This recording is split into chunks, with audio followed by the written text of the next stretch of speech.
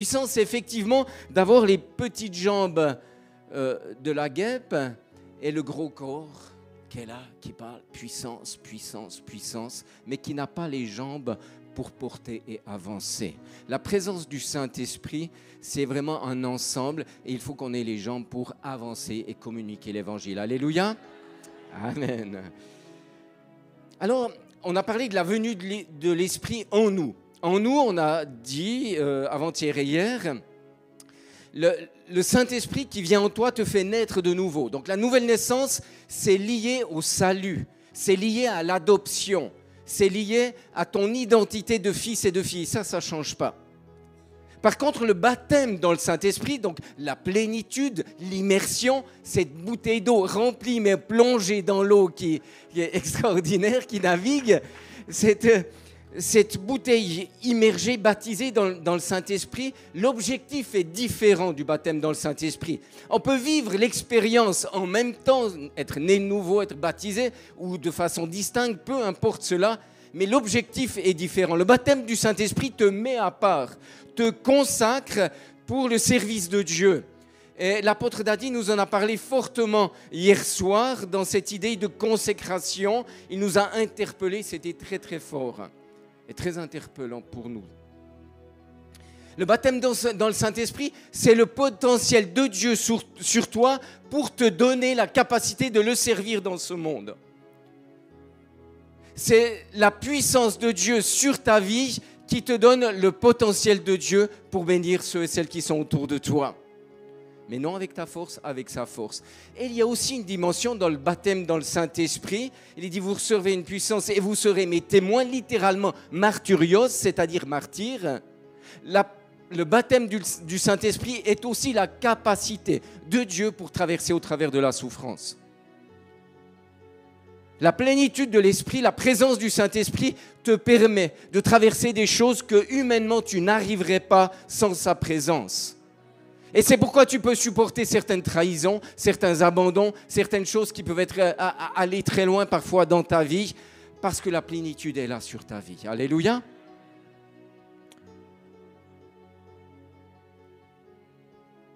Et cette venue de la personne du Saint-Esprit est faite pour toi, pour moi, pour tous. On l'a déjà dit, vous le savez, c'est vraiment pour chacun et pour chacune. C'est-à-dire chaque chrétien peut et est appelé à expérimenter cette plénitude, cette bouteille dans l'eau pour le servir. Tu es appelé à expérimenter cela, mais non pour une ambiance, non pour juste un bien-être, tant mieux pour le bien-être, mais pour que tu puisses le servir dans l'Église et dans le monde.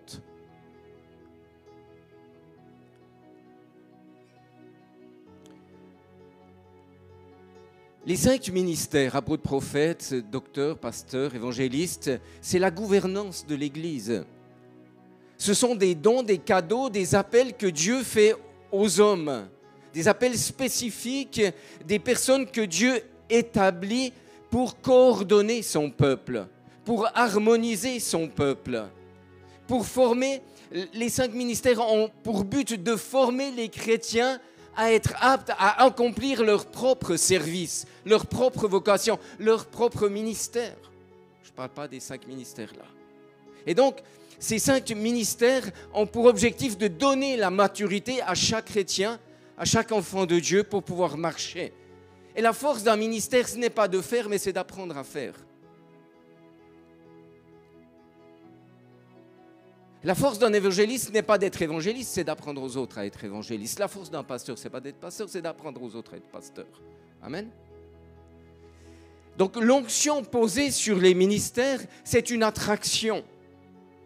C'est une attraction qui fait que les gens vont suivre ce que Dieu a posé en toi, la vision qu'il a posée dans ta vie. C'est une attraction, les personnes te suivent. Et le rôle du ministère n'est jamais bien sûr d'attirer à eux, mais c'est cette onction qui est sur eux et ensuite c'est de ramener à Jésus.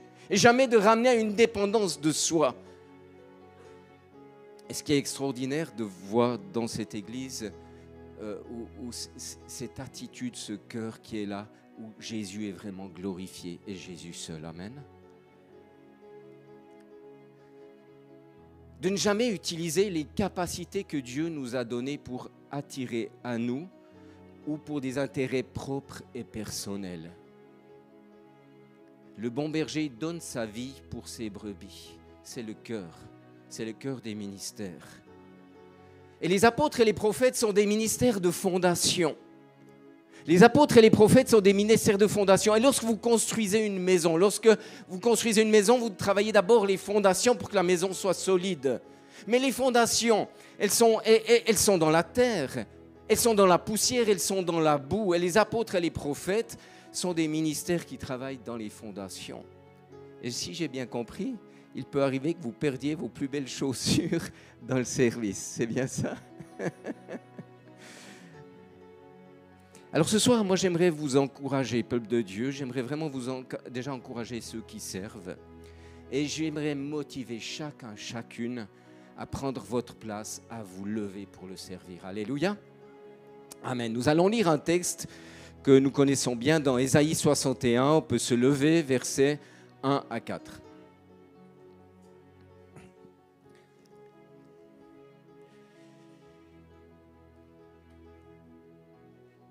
L'Esprit du Seigneur, de l'Éternel, est sur moi parce que l'Éternel m'a consacré par onction pour annoncer de bonnes nouvelles aux pauvres.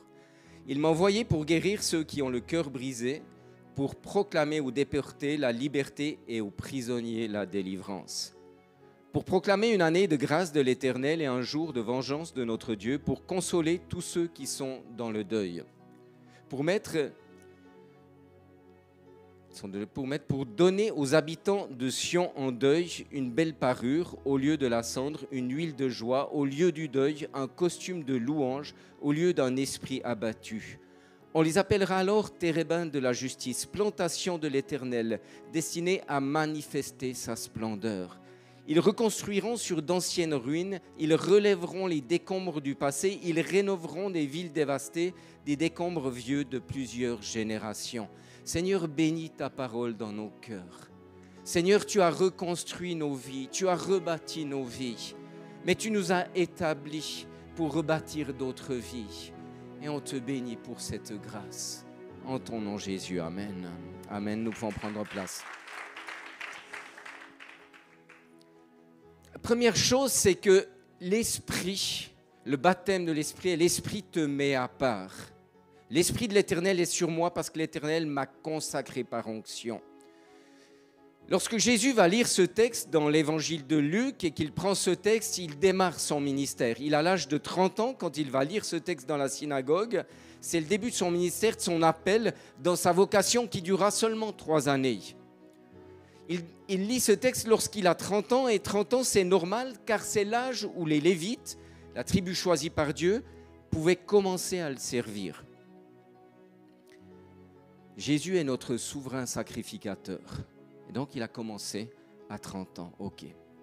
Ces Lévites étaient mis à part par Dieu et pour Dieu, consacrés par l'onction, consacrés par l'huile d'onction pour le service de Dieu dans le temple.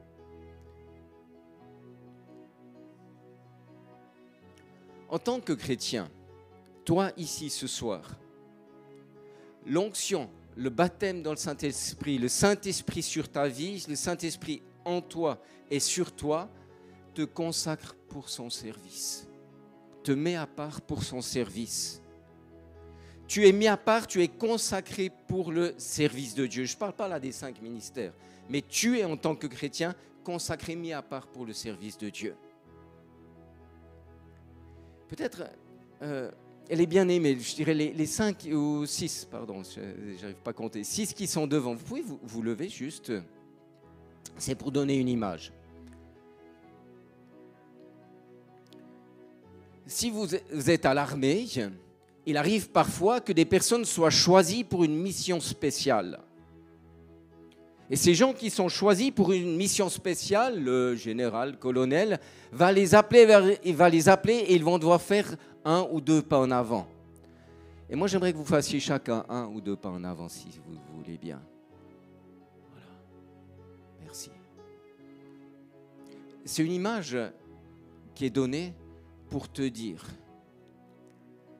que le Seigneur Jésus-Christ, le chef de l'armée de l'Éternel, t'a choisi pour que tu te lèves et que tu fasses ces pas en avant. Parce qu'il t'a choisi pour une mission spéciale, spécifique, qu'il a déposée dans ton cœur. Les œuvres qu'il a préparées d'avance pour toi afin que tu les pratiques. Et certains sont pleinement entrés dans ça, mais d'autres sont à la traîne. Et le Seigneur va vous interpeller ce soir. Alléluia. Merci beaucoup pour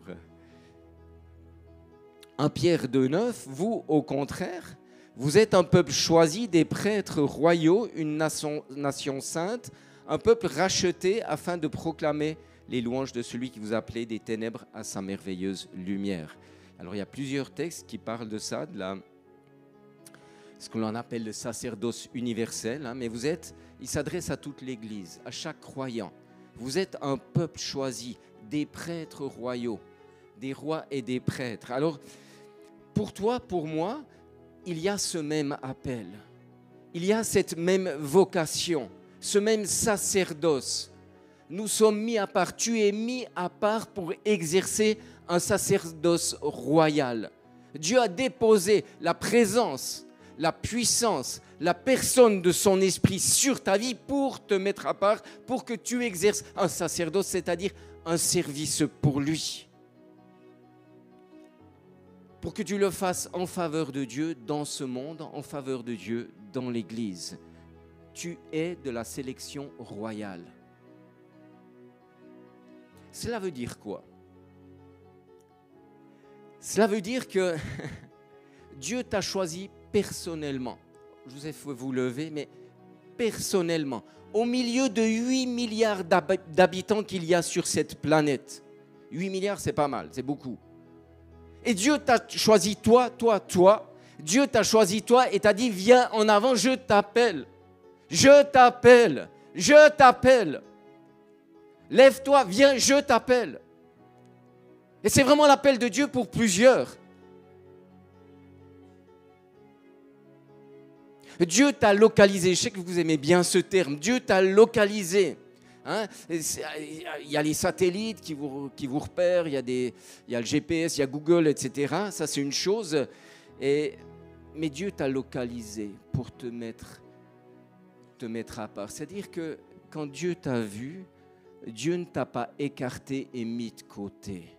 Et peut-être pour plusieurs ce soir, ils ont cette impression de ne pas être très utile ici-bas, de ne pas être très utile dans leur vie avec Dieu. Et pourtant, Dieu ne t'a jamais écarté, bien au contraire, il t'appelle et il te choisit pour que tu marches en lui et avec lui. Et je pense que plusieurs doutent de ce choix dans leur cœur, de ce choix de Dieu sur votre vie. Peut-être d'autres n'en prennent pas conscience, ne se sentent pas aptes à accomplir cela. J'aimerais vous parler encore quelque chose. Dans cette mise à part, le critère de Dieu n'est pas celui du monde. Je ne sais pas si vous connaissez cela. Quand on était à l'école, aux leçons de gym, on avait aux leçons de sport, on faisait des fois on faisait 2 équipes. Et les 2 équipes, donc la classe était partagée en 2. Et la prof choisissait 2 élèves pour les 2 équipes. Et ensuite, les élèves devaient choisir eux-mêmes l'équipe. Donc d'abord le groupe des bleus, ensuite le groupe des jaunes, le groupe des bleus, le groupe des jaunes. Et vous connaissez ça ou bien? Vous faites ça aussi. Et ce qui se passait, c'est que l'enfant choisit d'abord soit ses copains, soit ceux qui jouent le mieux pour l'équipe. D'accord? Donc ils choisissent, et après vous avez les moyens qui arrivent. Puis après, il y a ceux qui ne sont pas choisis. Et les pauvres qui ne sont pas choisis, ce n'est pas évident parce qu'ils ne se sentent pas intéressants, ils se trouvent nuls et puis ils n'ont pas de place. Et le monde fonctionne comme ça. Et parfois, le monde ne t'a pas choisi parce que tu ne fais pas partie de ses critères, parce que tu ne fais pas partie de sa vision, parce que tu ne fais pas partie de ce que lui considère comme choisissable et utile pour lui. Mais ce qui nous rassure de façon extraordinaire, c'est que le Fils de Dieu est venu sur terre et le Fils de Dieu, lui non plus, n'a pas été choisi par le monde parce qu'il ne correspondait pas aux critères de ce monde. Il est venu chez les siens et les siens ne l'ont pas accueilli. Il est né non pas dans l'auberge, mais il est né dans l'étable. Et on l'a mis dans une mangeoire, là où se nourrissent les animaux. Qui va mettre son enfant qui vient de naître dans une mangeoire pour les animaux? Personne. Le Dieu de gloire, le Dieu tout-puissant, le Dieu éternel qui est venu s'incarner dans la personne de Jésus, a dû naître et a dû grandir, enfin naître, a été mis à sa naissance dans une mangeoire. Il est né dans un lieu sombre et sale, mais il en a fait un lieu de gloire. Mais ce monde ne l'a pas accueilli, ne l'a pas reçu.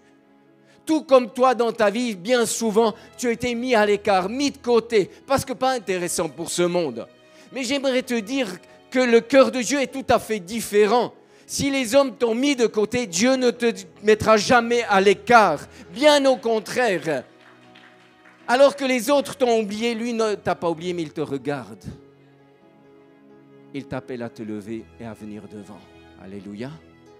Extraordinaire, parce que même le roi David, qui est quand même un roi important pour Israël, le roi David, son père même, avait oublié qu'il était là. N'avait pas considéré que Dieu pourrait faire quelque chose avec lui. Je fais encore une parenthèse. Peut-être je fais une parenthèse là-dessus. Le roi David, quand il va servir Saül, va devoir fuir. Et il est pourchassé pour sauver sa vie. Il est pourchassé pour sauver sa vie et il va fuir dans une grotte. C'est compliqué.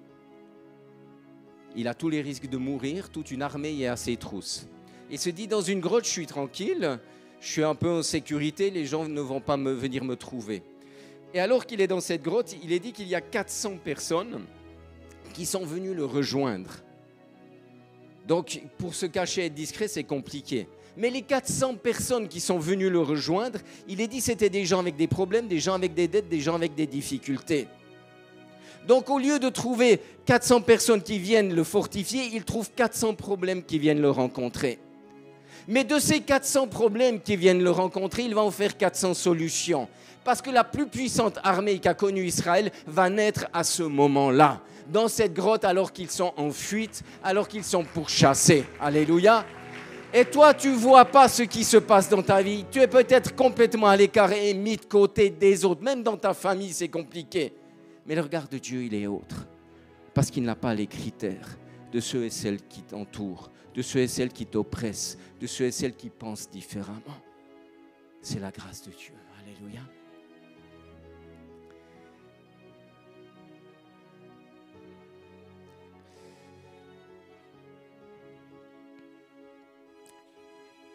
L'Esprit t'équipe et te qualifie.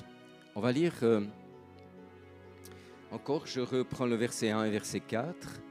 L'Esprit du Seigneur, l'Éternel, est sur moi parce que l'Éternel m'a consacré par onction pour annoncer de bonnes nouvelles aux pauvres. Il m'a envoyé pour guérir ceux qui ont le cœur brisé.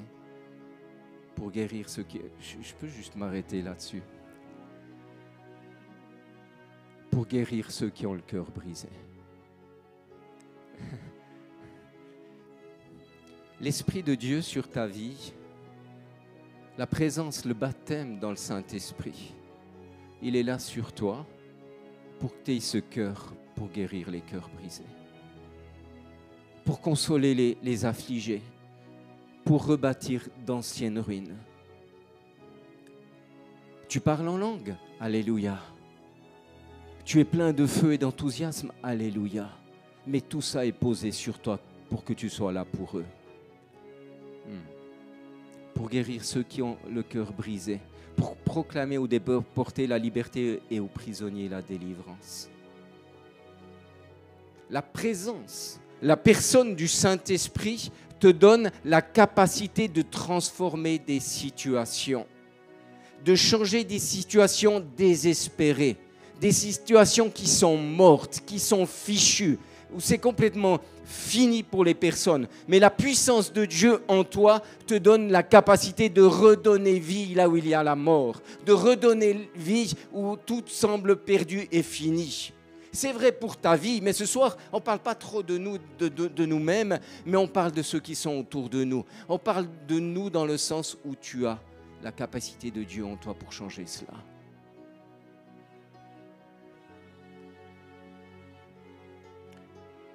de changer des situations désespérées, d'engendrer la liberté, de guérir les cœurs brisés. C'est la puissance de Dieu sur toi pour relever les ruines anciennes, pour rebâtir des vies, des villes qui sont sous les décombres de la désolation, les vies dévastées. Je le parlais hier, avant-hier, cette image des ruines où il restait quelques pierres qui étaient là et ces scientifiques qui disaient non, on va reconstruire. Et vraiment, mais je dis cela et je le dis avec mon cœur, parce qu'autour de vous, peut-être parfois en nous, mais autour de vous, il y a vraiment des vies où il ne reste plus grand-chose. Mais la puissance de Dieu en toi te donne de redonner vie à ces personnes.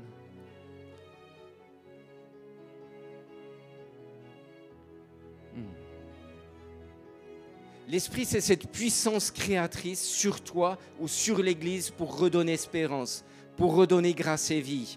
Et là-dedans, il n'y a aucun intérêt. Le seul intérêt que tu as, c'est l'amour et la compassion. Bien-aimé, quand Jésus est venu impacter notre vie, quand il a lui-même transformé notre être intérieur, quand il a même lui-même changé notre vie, alors à ce moment-là, nous sommes entraînés dans une marche avec lui. Et la présence du Saint-Esprit en nous nous permet de voir ce qu'il se passe autour de nous. Mais la présence du Saint-Esprit en nous remplit notre cœur de grâce et de compassion pour ceux et celles qui nous entourent. J'aimerais dire que Dieu ne sauvera pas les gens que l'on n'aime pas. Si on n'aime pas les gens qui nous entourent, ou ceux qui sont dans certains péchés ou certains types de péchés, et que nous passons notre temps à les condamner, ou à condamner notre pays pour la situation dans laquelle il est, c'est pas bon.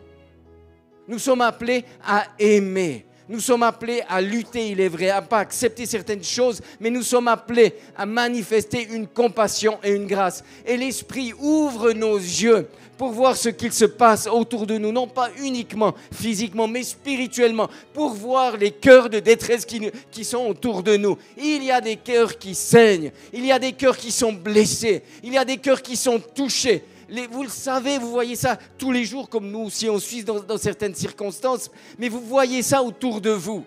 Et Dieu t'a établi pour eux. Dieu t'a établi pour eux. Dieu t'a établi pour eux. Oh Jésus.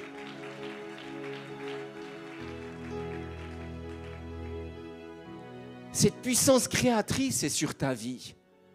Cette puissance créatrice est sur ta vie. Et on parlait de l'aspect des miracles, je crois, ce matin un petit peu. Et en réalité, c'est que souvent on enferme la dimension du miracle dans l'interne de l'Église. Mais l'interne de l'Église, c'est la gestion des responsables. Mais dites-moi, celui qui est malade à côté ou un peu plus loin, celui qui est à l'hôpital, est-ce qu'il a besoin que le pasteur aille le visiter? Non, il a besoin que toi qui es en contact avec lui, tu ailles le visiter.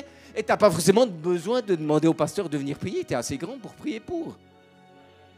Bien sûr, avec le respect, là, tout ça, se comprend. Dieu donne une vision dans Acte 16 à Paul sur le Macédonien. Dieu lui donne cette vision alors qu'il fouillait, il ne savait pas trop où aller, etc. Dieu donne cette vision.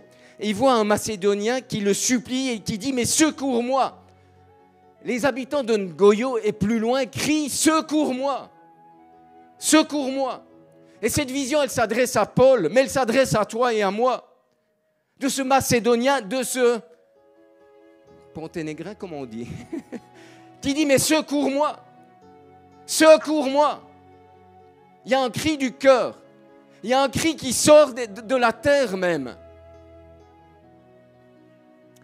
Et Dieu lui donne cette vision d'un homme. Un homme. Est-ce qu'il y a une grande vision ? Est-ce que Paul a eu besoin d'une grande vision ? Non, juste un homme. Si Dieu te donne la vision d'un homme, tout le monde peut s'occuper de cela. Tout le monde peut aller aider quelqu'un qui supplie, mais aide-moi, secours-moi. Tu peux le faire, chacun peut le faire. Mais parce que la vision de Dieu, elle est beaucoup plus large que ce que voit Paul dans ce songe et dans ce rêve. C'est beaucoup plus grand. Ce Macédonien, c'est la Grèce. Et donc, c'est l'entrée de l'Évangile en Grèce. Ça veut dire l'entrée de l'Évangile en Europe. Et derrière une simple vision, il y a tout le salut de l'Europe qui est en train de se dessiner. Et derrière une simple personne que tu vas chercher, parce que tu l'aimes, parce que tu as la passion pour cette personne, parce que tu as la compassion dans sa situation, cette simple personne peut changer tellement et tellement de choses. Et c'est ce que vous faites dans votre église. Et vous, apôtres, c'est ce que vous avez fait, ce que vous faites au travers de tout ce que vous avez implanté, tout ce que vous avez semé, le nombre de personnes sauvées, le nombre de vies transformées, libérées, graciées, de villes rebâties, de cœurs reconstruits. Extraordinaire. Quelle grâce, quel héritage. Ça fait tellement du bien. J'étais dans un quartier un peu loin de Pointe-Noire, dans une église, et je voyais quelqu'un qui avait été baptisé l'année passée. C'est une personne de 50 ans. Et l'année passée, c'était quelqu'un de chargé, fatigué de la vie. Et là, je l'ai revu cette année et vous voyez la plénitude de Dieu, la joie qui est là. Et ça fait tellement du bien. Mais c'est une personne et une autre et une autre et une autre. Mais c'est ta mission. L'Esprit du Seigneur de l'Éternel est sur moi, dit Jésus. Alors vous direz, oui, mais c'est Jésus c'était une parole qui annonçait ce que va faire Jésus. Jésus l'a accompli, c'est vrai. C'est le ministère de Christ. Et peut-être que tu n'es pas appelé seul à accomplir tout cela, ce texte de Ésaïe, c'est vrai. Tu n'es pas appelé seul à accomplir cela, mais tu n'es pas tout seul. Mais par contre, l'Église et ton service au sein de l'Église permet d'accomplir cette parole et cette vision. Amen. Parce que l'Église est le prolongement du ministère de Jésus. Sauf erreur, Jésus est au ciel. Et pourtant, Jésus marche encore ici-bas. Et Jésus marche encore ici-bas au travers de son corps qui est l'Église. C'est-à-dire que si Jésus est certes au ciel, mais il marche encore ici-bas à Ngoyo et au-delà, au travers de cette Église, comme d'autres églises, et il manifeste ce texte au travers de vous, pour rebâtir et reconstruire. Et donc, en tant que membre de ce corps, du corps et de l'Église, tu peux faire ta part pour que l'Église puisse accomplir la mission, puisse accomplir la vision que Dieu a donnée à ce lieu. Amen. Et je veux vraiment aussi encourager ceux qui servent, parce que vous êtes des gens exceptionnels. Et ce n'est pas des flatteries, c'est vraiment ce que je pense, et je crois que c'est ce que Dieu pense bien au-delà. Ceux qui sont engagés dans cette Église, qui fonctionnent sans compter, j'aimerais vous dire que ce que vous faites, mais ça porte un fruit qui honore Jésus, qui honore le roi des rois, qui élève ce Dieu de gloire, ce Dieu de grâce, et qui permet à l'Église d'accomplir son mandat. Sans vous, ce n'est pas possible. Mais toi, tu te dis, mais attends, là, je suis en train de faire la caméra. En quoi je suis en train de rebâtir des vies? En quoi je suis en train de guérir les cœurs brisés? Moi, je fais la caméra, et moi, je fais la sono, et moi, je fais l'école du dimanche, et moi, je fais la louange. Mais en réalité, avec ce service les uns les autres harmonisé, ça permet à l'Église d'accomplir le mandat et la vision que Dieu lui a donnée. Et ensemble, dans cet engagement, cette harmonie, ainsi, vous accomplissez le mandat que Dieu vous a donné. Et ça vous permet ensemble de guérir les cœurs brisés, de rebâtir des vies en ruine. Et c'est fabuleux.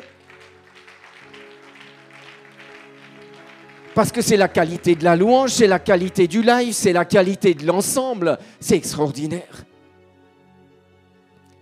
Et puis pour ceux et celles qui sont peut-être plus passifs, ou qui sont peut-être moins engagés,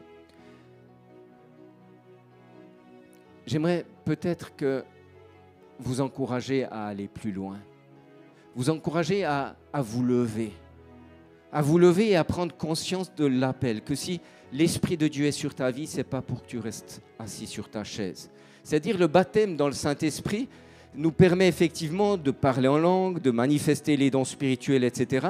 Mais on va exercer ces choses dans la mesure où nous nous levons, dans la mesure où nous marchons, dans la mesure où nos jambes sont musclées pour marcher et pas seulement le haut du corps.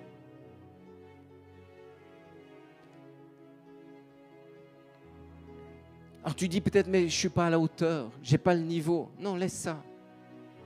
Peut-être tes priorités sont mal placées. Remets tes priorités selon le Seigneur.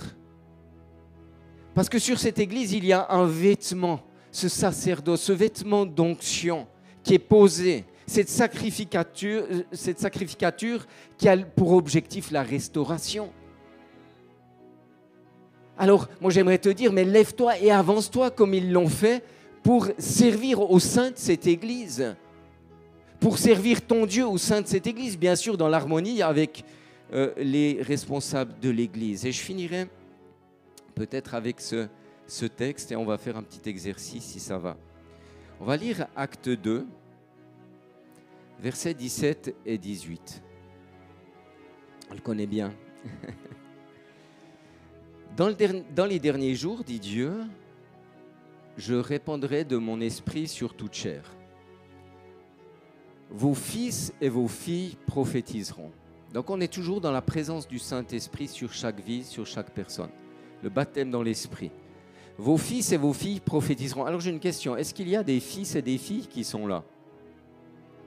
Aidez-moi. Il y en a? Est-ce que vous pouvez vous lever? Vous pouvez vous lever? Comme ça, je vous tiens avec moi. Bon, par définition, on devrait tous l'être, mais bon, me semble-t-il. Vos fils et vos filles prophétiseront. Vos jeunes gens auront des visions. Les visions, c'est les projets, c'est les choses où on voit devant, où on a l'énergie pour aller à. Est-ce qu'il y a des jeunes gens? Ils sont déjà tous levés, je crois. Des jeunes gens? Et puis, vos vieillards auront des songes. Est-ce qu'il y a des vieillards? Moi, je suis déjà debout. C'est ça. Amen. Vos vieillards auront des songes. Et c'est assez cohérent parce que, en général, quand on prend un certain âge, on dort plus. Donc, Dieu, dans sa grâce, nous parle de différentes manières. Donc, au moins, il nous parle dans cette dynamique.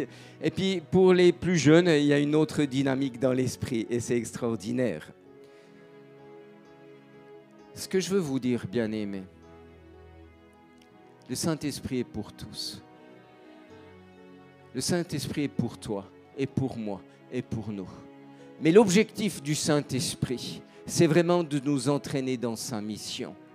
C'est de t'entraîner dans ta vocation, ce pourquoi Dieu t'appelle.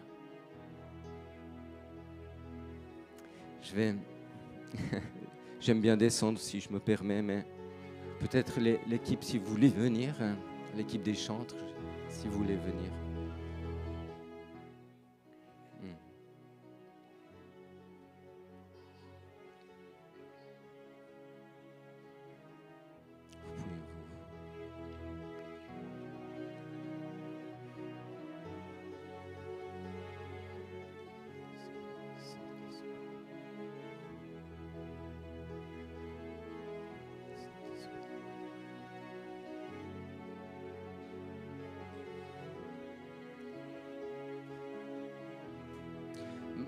Mes deux pensées ce soir, c'était vraiment d'encourager ceux qui servent. Vraiment, c'est une pensée de l'esprit, d'encourager ceux qui servent. Mais mon autre pensée, c'est vraiment d'encourager ceux qui ne servent pas au moins à se lever et à marcher avec Jésus. Et alors que tu es là, j'aimerais, peut-être je vais prier, mais j'aimerais que si tu veux aller plus loin dans ta marche et dans ta vie, j'aimerais que tu poses ta main sur ton cœur et que tu prennes un engagement. Bien-aimé, comment un chrétien qui a reçu le Saint-Esprit peut vivre que pour lui? Ne peut penser qu'à lui. C'est impossible. Et j'aimerais ce soir que tu prennes cet engagement entre toi et ton Dieu. Seigneur, je veux aller plus loin. Je veux cesser d'avoir cette place juste assise dans mon église, mais je veux me lever pour toi et avec toi. Ma mission, ce n'est pas de chauffer les bancs d'église, mais c'est de te servir dans l'église et à l'extérieur. Et Seigneur, ce soir, je veux m'engager. Je veux prendre l'engagement de répondre à l'appel que tu fais sur ma vie. Ce soir, je veux prendre l'engagement de marcher en toi et avec toi. Ce soir, je veux m'engager auprès de ceux et celles qui ont besoin de moi.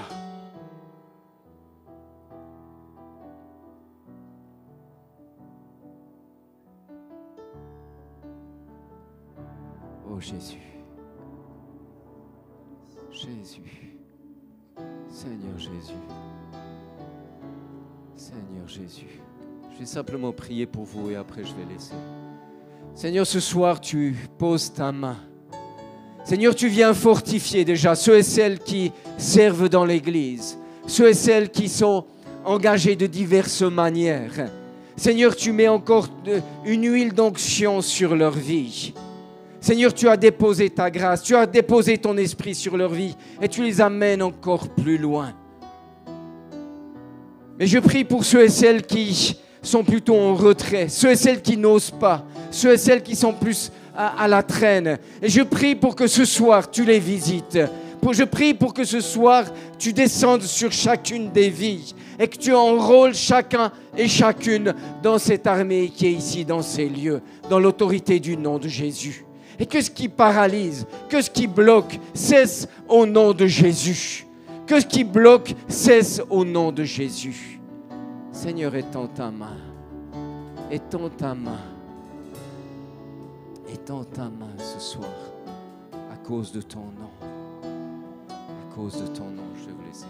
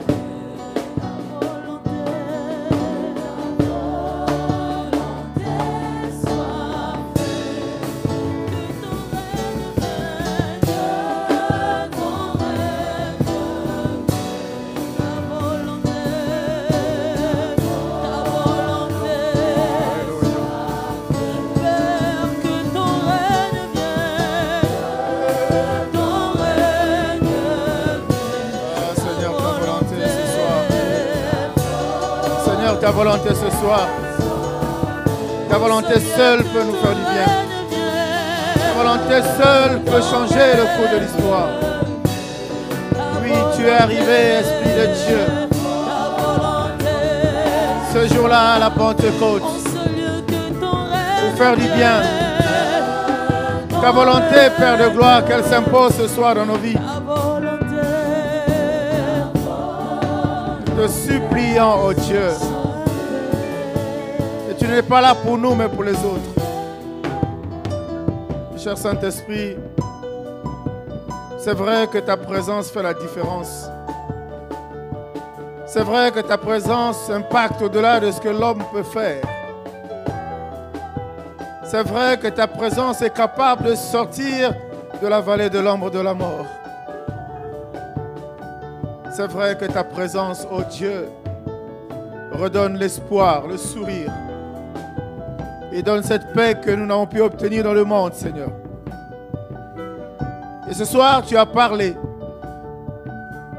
Et cette parole qui véhicule, oh Dieu, la conviction que tout est possible encore.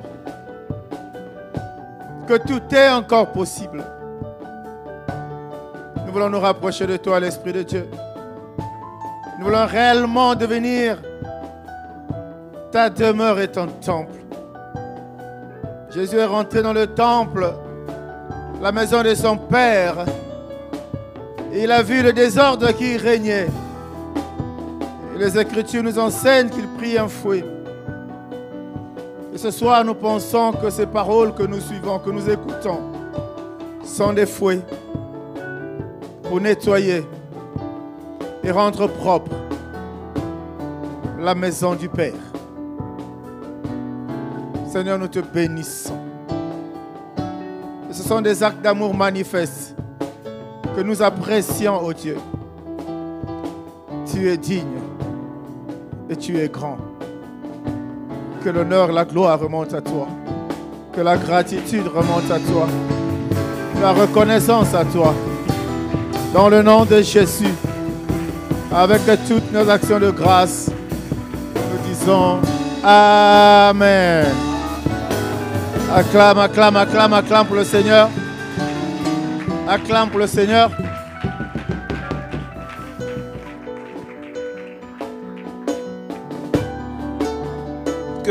Est-ce que quelqu'un peut continuer à acclamer, à honorer Jésus? Est-ce que nous pouvons acclamer mieux que ça? Est-ce que nous pouvons acclamer Jésus? Acclamons Jésus en ce lieu. Il est digne d'être élevé en ce lieu. Nous honorons Jésus et nous élevons Jésus. Merci Seigneur. Au nom de Jésus. Amen. Amen. Est-ce qu'il y a quelqu'un en ce lieu qui a été béni ce soir? Est-ce que tu as été béni ce soir? Si tu as été béni, acclame encore le Seigneur. Gloire à Jésus. Alors, lentement et sûrement, nous nous approchons du terme de notre culte de ce soir, de notre 3e jour de la conférence. Vous pouvez vous asseoir, s'il vous plaît. Alors, très rapidement, nous allons passer à un autre moment du culte. La Bible dit, apportez dans la maison du Très-Haut les dîmes, les offrandes. Amen. Donc, nous allons accomplir cette parole. Nous avons prévu nos billets de banque, nos pièces, ce que nous avons prévu ce jour. Nous voulons simplement recommander à la grâce du Seigneur et que le Seigneur ouvre ses écluses des cieux sur chacune de nos vies. Amen. Alors nous prenons nos offrandes et nous recommandons entre les mains du Seigneur. Père éternel, ce soir encore, tu nous as parlé. Nous sommes reconnaissants. Nous sommes venus pour recevoir, mais non pas seulement pour recevoir, mais aussi pour donner. Oui, te donner au-delà, Seigneur, de nos poches, déjà nos cœurs. Mais nous voulons aussi, Seigneur, pour honorer ta parole, honorer ta maison, honorer le service qui s'y fait et répondre certainement aux besoins, Seigneur, de l'organisation de l'Église, du fonctionnement du quotidien, Seigneur. Et nous venons apporter nos offrandes. Seigneur, bénis ces offrandes et laisse que les écluses des cieux restent ouvertes, Seigneur, sur nous. Et que tout ce qui menace, Seigneur, soit chassé et menace celui qui dévore, Père. Dans le nom de Jésus. Merci pour ces instants que tu permets. Au nom de Jésus, ainsi nous avons prié. Amen. Amen. Alors, le protocole va prendre les paniers. Ils ont déjà pris. Et nous allons simplement faire ce que nous avons commencé à faire il y a 2 jours. Sous cette mélodie.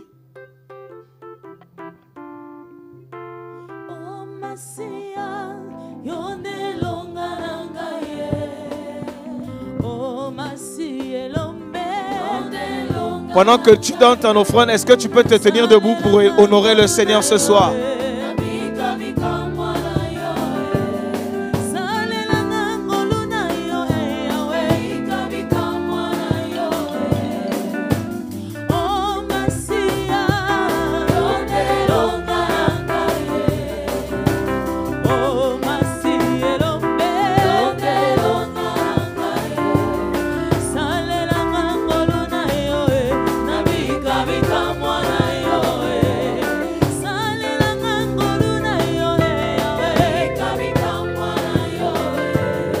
Amen.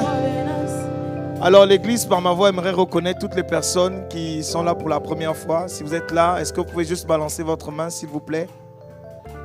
Si vous êtes là pour la première fois, juste balancer votre main. Gloire à Jésus. Est-ce qu'on peut acclamer le Seigneur pour eux? Alors,